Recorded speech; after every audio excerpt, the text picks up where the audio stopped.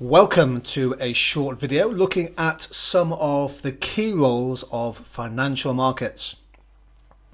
Financial markets is now an important part of the A-level syllabus. This will take you through some of the key functions of financial markets. A financial market is any exchange, any platform that facilitates the trading of what we call financial instruments. Now that could be things like equities, stocks and shares issued by companies. It could be bonds issued by governments and corporations. It could be the trading of currency or foreign exchange, insurance, or indeed any globally traded primary commodity such as oil and gas.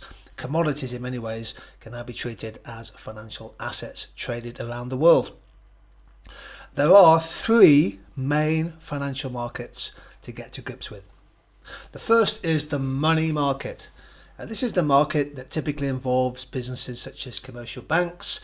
It's the market for short-term loan finance for businesses and households who need to borrow money. And it also includes the interbank market, which is where commercial banks such as HSBC and Barclays, they provide liquidity for each other by lending to each other at the interbank interest rate. This chart shows the 3-month London Interbank offered rate.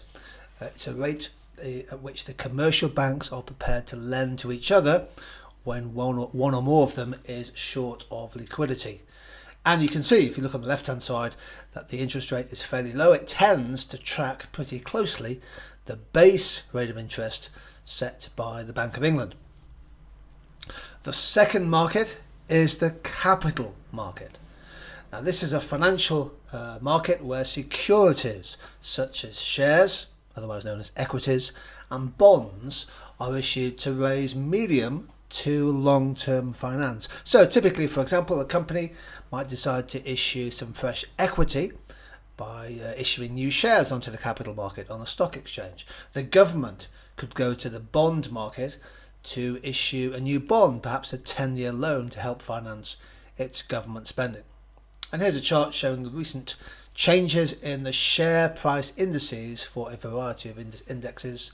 Shanghai Composite, the FTSE All Share Index, Standard & Poor's 500, and the Morgan Stanley Composite Index for emerging market share prices. The third financial market to be aware of and to understand is the foreign exchange market. And no doubt you will have done some of the economics of what moves currencies up and down. Foreign exchange market is the market where currencies are traded: dollars, yen, yuan, renminbi, and sterling. Here's a chart showing the sterling exchange rate index. This is an index weighted according to the value of trade that the UK does with different countries around the world. Notice, for example, in 2016, how the sterling index fell quite sharply. There was a significant depreciation of sterling in the immediate aftermath of the Brexit referendum. Sterling is then traded within a fairly narrow range from 75 to 80 on the index over the last 3 or 4 years. It fell again last year, perhaps because of substantial political Brexit uncertainty, but the sterling index has increased quite a bit in the last year or so as we've headed into 2020. The UK financial service sector is significant for the economy as a whole. Let's have a quick look at some of the numbers. The industries, so that includes banking, finance, trading of currencies and derivatives, and insurance. The financial service sector contributed over £130 billion to UK GDP last year. That's just under 7% of national output. And London, of course, was the, if you like, the epicentre of financial services. Nearly half of the sector's output was generated in and around the city of London. Financial service sector in the UK was the 7th biggest in the OECD, measured by the proportion or the significance of the sector relative to GDP. Luxembourg has the biggest financial sector service in that way. Just over 1 million financial service jobs in the UK, which is about 3% of all employment. The financial service sector is also important for trade. Exports of financial services, be it insurance or banking services, are worth over £60 billion in 2017. Imports much less than that, and that gave a rounded down trade surplus in financial services of over £800 million a week, 44 billion in 2017. The bulk of our financial service exports went to the European Union, and so a third of financial services imports came from the EU. So the likely shape of a trade relationship between the UK and the European Union, particularly when it comes to things like passporting rights in the banking sector, will be a major decision. The financial service sector contributed nearly £30 billion in tax in 2018. So this slide gives you a feel, I hope, a feel for the significance of financial markets to the UK economy. Well, what are the 6 key roles of financial markets for virtually any country, developed or developing, emerging? The first is that financial markets provide a means by which people can save. We have regular flows of income coming in. We need to be able to have a system where we can store money quickly and easily, a system in which money holds its value and in which we can earn interest.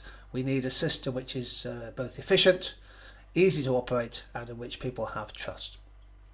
A second key role of financial markets is to provide a platform by which businesses and individuals can borrow money, be it a mortgage for a home purchase or a small business needing loan finance to expand their output and their employment. Financial markets, including the money markets and the capital markets, they provide an intermediary between savers and borrowers. Essentially, they repackage the cash flows of savers and allow people to borrow money. The third role is really quite important. Over time, an efficient financial market, one that's working well with relatively few market failures, financial markets allocate funds for productive uses. So typically, if they're working efficiently, the stock market and the bond markets would allocate scarce capital to where the risk-adjusted rate of return on an investment is highest. Of course, that doesn't always work out, so you need to check out our video on financial market failure. The fourth is, if you like, a transactional function, and that's to facilitate the final exchange of goods and services. So many of you will use your contactless payment card. That's an easy way for goods and services to be purchased. Businesses need to be able to facilitate trade and access export credits and foreign exchange when they need it. The fifth role is to provide forward markets in currencies and commodities. So forward markets is when, for example, you can hedge against future price uncertainty in particular markets, and it allows agents, particularly corporations, to ensure a little bit against price volatility. So forward markets are basically markets where you can buy ahead of the game, if you like, your currency or other assets. The sixth crucial role is to provide a market for equities, the capital market, that allows businesses to raise equity, and of course they can also raise debt if they go to the capital market to fund their investment and their expansion. So here we have 6 key roles of financial markets, and they can be applied pretty much to any country, both high income advanced countries and emerging nations.